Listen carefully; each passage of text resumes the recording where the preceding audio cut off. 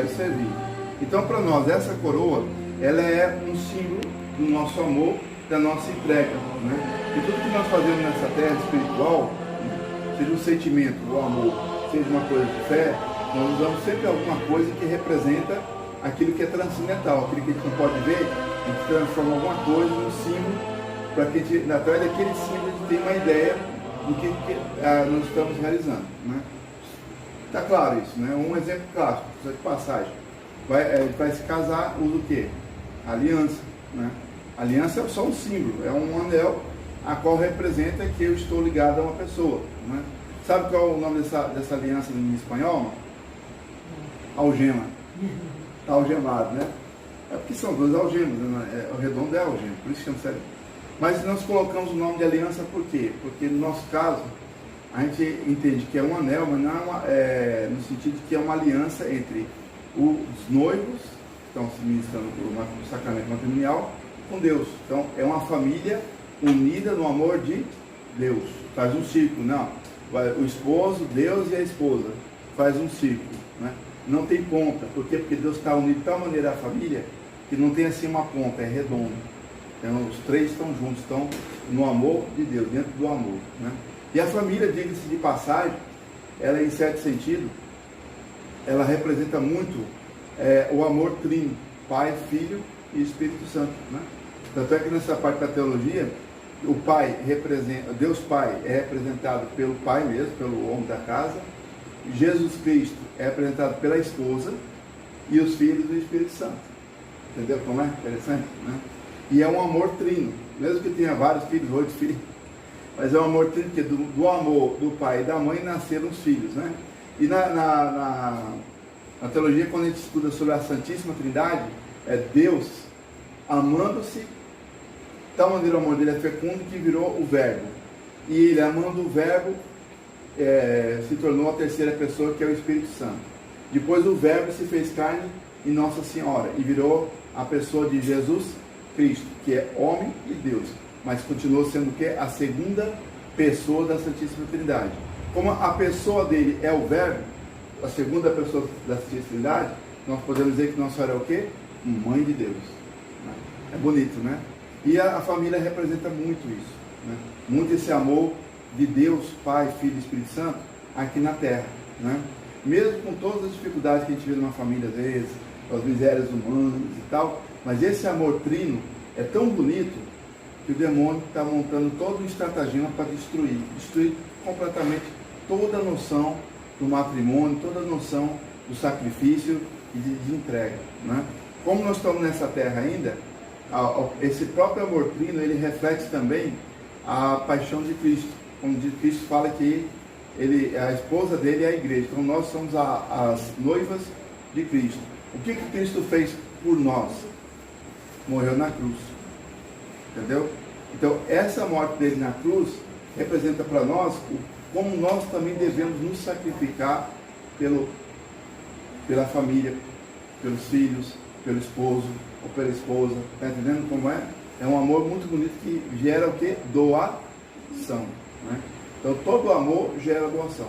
Isso vem de Deus, né? O amor de Deus doou-se por nós, né? O amor de Deus foi tão grande que mandou o filho dele morrer. Se não fosse por doação, ele não ia falar assim, ó, segunda pessoa agora, o Verbo, ele vai se encarnar e vai sofrer e vai morrer na cruz para salvar a sua humanidade. Não, deixa eles para lá, né? Deixa eles que se virem por lá mesmo, destrói tudo e vão começar de novo, vamos começar outro projeto, né? Mas não, Deus por amor mandou o filho dele, e o filho dele por amor morreu na cruz, né?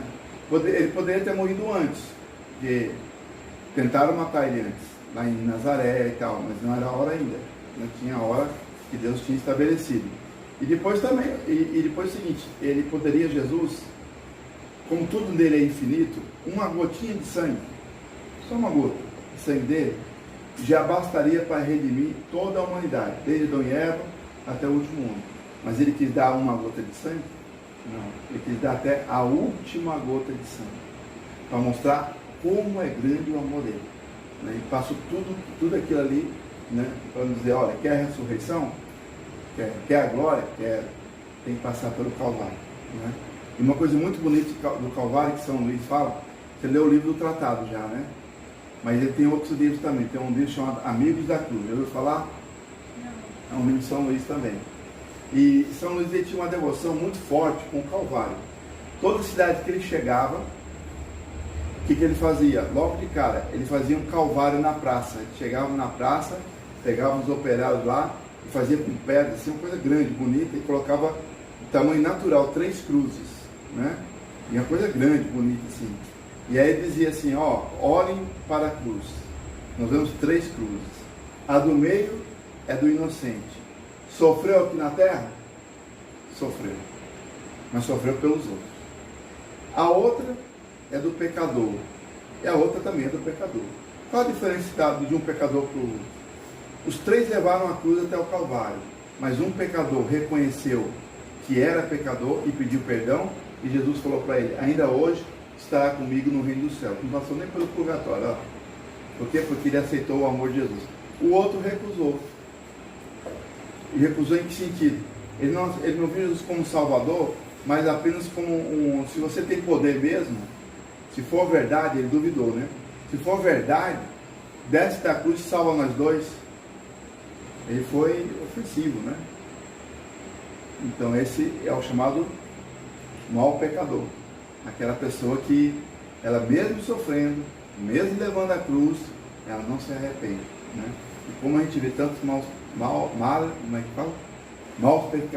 pecadores por aí, né? Bons pecadores está difícil achar hoje em dia. Por quê? Porque o mundo colocou na cabeça das pessoas que não precisa se arrepender do pecado. Pois lá no final Deus dá um jeito, não é assim. Você quer ver a minha, né? Olha, tem uma coisa que me impressionou muito, você já deve ter ouvido falar. Aquela mulher que pediu uma graça para Jesus, e ela não era dos judeus, ela era de outro povo. E Jesus fala uma coisa para ela fortíssima. Às vezes quando te ouve no Evangelho, o padre falando, eu percebo que as pessoas às vezes não se dão conta, porque não estão vendo a cena. Mas imagina o seguinte, Jesus fala assim para ela, olha, o pai que dá o pão aos seus filhos, não vai jogar o pão aos cachorros. Forte. Imagina lá, Deus está conversando aqui, está todo mundo ali encantado com Jesus, chega uma mulher e pede uma graça, um milagre. Ele olha para ela e fala assim, o pai que dá o pão aos seus filhos não vai dar um pão para o cachorro, primeiro aos filhos. Não é forte? Vindo de Jesus ainda? E Jesus tinha uma voz forte, falava, quando ele falava assim. A mulher fez o quê? Ficou revoltada? Não. Ela disse, mas as migalhas que caem no pão, os cachorros comem. Então me dê pelo menos uma migalha. Ela foi humilde. Quando a gente lê no Evangelho, a gente não se dá conta, mas aquela mulher não era uma mulher assim, pobre, de rua assim. Era uma mulher importante da sociedade. Ali tinha gente que era, ali naquele momento, tinha muitas pessoas ali que eram vamos dizer assim, da alta sociedade, não no sentido só financeiro, mas de instrução e tal. Mas Jesus queria dar uma lição para aqueles que estavam ouvindo ele. Não era tanto para ela, né? Porque ela também era de uma certa nata da sociedade ali. Então ele, vamos dizer assim, humilhou ela para mostrar que ele sabia que ela ia ter uma resposta correta. Ela falou, os crentes também comem das migalhas, dê ao menos um pouco da migalha. E Jesus olhou e falou assim, tua fé te salvou, você já está curado, pode ir. E ela saiu toda contente. E o povo ali ficava na frente, principalmente, que era o pessoal mais da alta, ficou assim assustado, né? Porque eles achavam que Jesus era o privilégio deles. Outros de fora não podiam ter esse privilégio. Mas Deus deu por quê? Mas porque foi humilde. A humildade dela alcançou a graça de Deus. Assim também o bom ladrão. O bom ladrão, a humildade dele reconheceu. Quando o outro falou, desce da cruz e salva nós, ele falou, cala-te. Porque nós estamos aqui porque merecemos. Ele nunca mereceu estar aqui. Né? Deus entendeu que ele deveria ser humilde e reconhecer o que ele estava passando. Jesus deu para ele o quê? O maior presente de todos. E parou o céu. Né? Então, São Luís Maria de Montfort fazia o Calvário e fazia muito essa reflexão com as pessoas. Se a vida está difícil, olha para o Calvário, agora veja qual cruz você está. Da do reclamão, inocente, ou daquele humilde que pede perdão. Está entendendo como interessante a história? Né? Por que nós estamos nessa história mesmo? No Calvário? lá atrás. Né? Porque nós estamos falando aqui que Nossa Senhora, quando do amor da Santíssima Trindade, todo amor gera doação. Então, quando nós amamos, assim como Deus se doou por nós, nós queremos nos doar a Deus também. Ora, de 1917 para cá, o que Nossa Senhora revelou para nós de como é que Deus quer que nós nos doemos a Ele?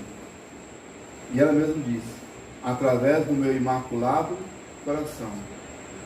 E aí nós chamamos o quê? De consagração.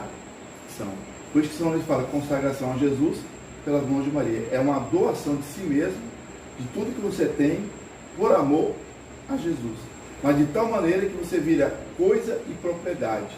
Não é que você deixou de ser filho, mas é que a sua vontade própria, você não tem mais. Olha, sou humilde, eu quero pelo menos as migalhas do céu. Então eu me entrego totalmente a Jesus, através de Maria, para que Nossa Senhora possa me purificar das dificuldades que eu tenho, dos pecados que eu tenho, e me apresentar dignamente a Nosso Senhor Jesus Cristo. E por isso hoje, em plena quaresma, nós vamos coroar Nossa Senhora, porque essa coroa representa essa doação. Porque quem coroa uma rainha, está dizendo, eu amo e quero servir. E portanto eu vou ser o quê? O vassalo dessa rainha. É aquele que vai lutar por essa rainha. É aquele que vai se doar por essa rainha. Em contrapartida, o que a rainha dá para nós? A sua proteção. Ela nos cobre com o seu manto de amor e diz, isso aqui é meu agora. Está protegido. Né? E vai nos dando graça e discernimento para a gente entender melhor esse amor. E dentro do amor do próprio Imaculado Coração de Maria, a gente se transformar naquilo que nós devemos ser, ou que deveria ter sido desde a hora do batismo, e que devemos nos transformar durante a vida, que é de ser o quê? Santo. Não é? A gente não conseguir ser santo agora, pelo menos na hora que chegar do lado da cruz lá, né? Senhor Mestre, tenha pena de mim, lembra-te de mim no reino de vosso Pai. E aí ele vai olhar para nós, ainda hoje está com meu Pai, né? Vai para o céu, né? E quando colocamos o texto na mão de Nossa Senhora, nós estamos dizendo assim, o segundo pedido de Nossa Senhora. Por quê? É a oração. Tudo precisa de oração. O próprio Jesus, apesar de ser Deus, ele rezava e rezava muito, né? Ele tinha muita vida de oração. Às vezes a gente fala, quaresma, Jesus foi para o deserto, né? Teve lá as tentações e tal, como homem, teve fome, teve sede. Vou chamar ele para... Porém, poucos sabem, mas na vida de Jesus, o deserto já era muito conhecido de Jesus. Ele já tinha feito aquilo outras vezes. Para quê? Para rezar, para orar e meditar. Então tem horas que nós temos que parar e refletir, meditar. A exemplo do próprio Jesus. Porque ele, como homem, tinha alma. E a alma se alimenta da oração, né? Embora no nosso caso nós temos hoje dois alimentos. Além da oração, temos também os sacramentos. Dentro dos sacramentos temos a Eucaristia. Mas mesmo sem a Eucaristia, nós podemos alimentar a nossa alma através da oração. E o que a oração alimenta em nossa alma? A fé, a esperança e a caridade. Bonito, né? Por isso, quando eu rezo o texto, nós só falamos, se rezar o texto todo dia e fizer a consagração, tereis assegurado as graças para a salvação de sua alma. Porque é teológico. Se eu estou rezando o texto todo dia, estou alimentando minha alma. O que eu estou alimentando? A fé. Estou alimentando a esperança. Estou alimentando a caridade. Com certeza haverá uma transformação no Espírito Santo, né? E o terceiro pedido de Nossa Senhora para encerrar. Vamos fazer aqui a consagração através da coroa. Vamos rezar o texto, mas o terceiro tem que ficar a cargo de vocês, que é a chamada devoção do primeiro sábado, lá no Novo Cabintei, né? 6 da manhã, né? Aqueles que puderem, ao menos uma vez na vida, durante 5 meses seguidos, no primeiro sábado de cada mês, a seguinte devoção: 4. Confissão, comunhão, rezar um terço e parar 15 minutos para meditar o mistério do Rosário. Quem já reza o texto todo dia, pode ser o mesmo texto, só oferecer, em reparação aos pecados cometidos ao Imaculado Coração de Maria. A confissão pode ser 8 dias antes ou 8 dias depois, entendeu? Contanto que no sábado, primeiro sábado do mês, a pessoa esteja em condições de receber Jesus na Eucaristia. Ou seja, tem que estar, pelo menos moralmente falando, em estado de graça. O que é graça? Em amizade com Deus. Não tem nenhum pecado mortal, né? Se for só um pecado venial, faz o sinal da cruz com a água benta e reza o ato de contrição, e você está perdoado dos pecados veniais. Sabia dessa agora? Não sabia? Mais uma coisinha nova para você levar para ele lá, viu? Né? Sobre a água benta. Quando você faz o sinal da água benta, em nome do Pai, do Filho e do Espírito Santo também, você reza o ato de contrição. Pode ser um ato espontâneo, pode ser um que você já conhece, até aquele mais infantil, né? Ó, meu Jesus, perdoai. Jesus levou Jesus, que por mim morreste na cruz. Perdoai todos os pecados, que deles me arrependo, e com auxílio de vossa graça, proponho não mais pecar. Amém. Você rezou isso e faz com água benta, seus pecados veniais estão todos perdoados. Entendeu como é? Agora, o grave, no pai, tem que ser com o padre. Não é o padre que vai dar absolvição dos pecados mortais. No entanto, mesmo confessado com o padre mortal e feita com a água benta, ainda tem que pagar no purgatório. O purgatório tem que passar lá uma limpezazinha ainda, né? Agora, ora a misericórdia. Se você está rezando o texto todo dia, se você rezar em comunidade, como foi o caso daquele dia, ou em família, né? E você colocar pelas intenções do Papa e está em estado de graça, não tem pecado mortal, você ganha indulgência plenária. O que é indulgência plenária? Que até aquele momento, tudo que você tinha que passar no purgatório, zerou. Vai ter que estar em estado de graça com a intenção de viver em estado de graça. E pelas intenções do Papa. Entendeu como é? Mas tem que ser um texto em família. Ah, mas se eu rezar um texto sozinho, eu ganho alguma indulgência? Ganho 1 ano de indulgência. 1 ano a menos no purgatório. E como é que eu faço para ganhar uma indulgência plenária sem precisar da família ou em alguma comunidade? É fácil. Se confessa, comunga e reza um rosário. Pode ser o de 3 terços. Ainda vale o de 3 terços para indulgência. Não precisa ser o de 4 não, né? Porque tem 4 terços, mas pode rezar o de 3, que é o tradicional. Gozosos, dolorosos, gloriosos. Se confessou, puxa, eu me confessei agora. Comungou. Chega em casa, reza um rosário. E além das suas intenções, pode colocar suas intenções, mas a primeira intenção tem que ser pelas intenções do Papa. Ganhou indulgência plenária. Olha as oportunidades que você teve para ganhar indulgência plenária, né? Sabia dessa? Essa você já conhecia? Olha aí. Você que me ensinou. Ah, foi? Outra vez. Ah, na outra vez eu falei isso? Não me lembrava. Então, a doutrina católica é interessante a gente saber esses detalhes, porque dentro da Igreja Católica, dentro do contexto católico, nós temos tanta coisa. Primeiro, para nos salvar a alma. Segundo, para santificar. E terceiro, para livrar do purgatório. E a gente não usa. O demônio tenta esconder da gente, ninguém comenta e tal. Então, às vezes, quando tem que estar comentando para as pessoas lembrarem. É claro, vocês poderiam entrar no YouTube, entrar lá no canal Mensageiro de Fátima Brasil, vocês iam aprender tudo isso. Se conseguir todo dia ver um vídeo, são só 425 vídeos só, né?